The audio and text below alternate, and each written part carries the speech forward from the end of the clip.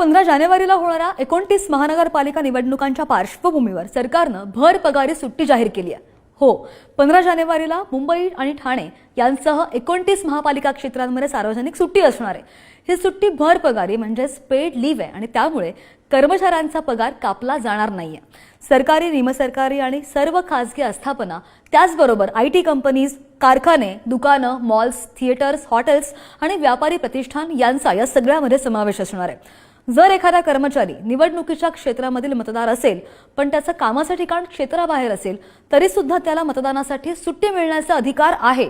सर्वसाधारणपणे सर्व कर्मचाऱ्यांना पूर्ण दिवसाची सुट्टी देणं सुद्धा बंधनकारक असणार आहे।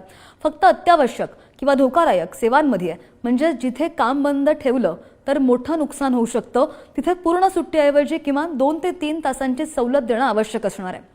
लोकप्रतिनिधित्व कायदा 1951च्या कलम 135B नुसार हा अधिकार मतदारांना दिला गेलेला आहे, देण्यात आलाय।